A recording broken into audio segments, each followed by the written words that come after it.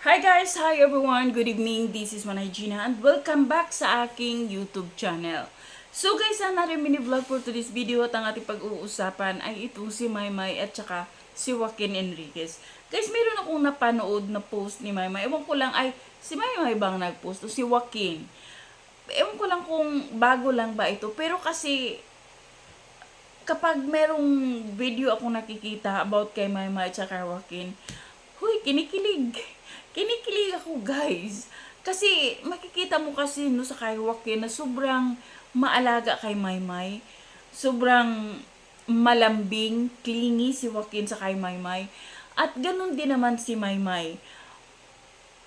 Sana lang, no, sana lang talaga. Maraming mga nasa comment section na sinasabi nila na, syempre, mga supporters ni Maymay, sinasabi nila na, sana hindi magbago si Joaquin.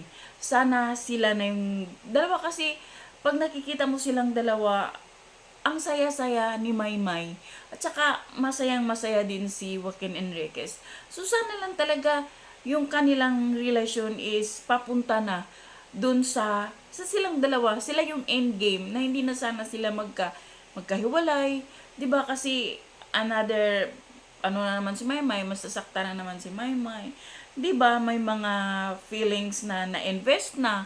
So 'di ba sayang. So sana lang sila na talaga. So yun lang naman din ang hangad ng mga supporters ni Maymay na maging happy si Maymay. So yun lang guys. Thank you for watching. Bye!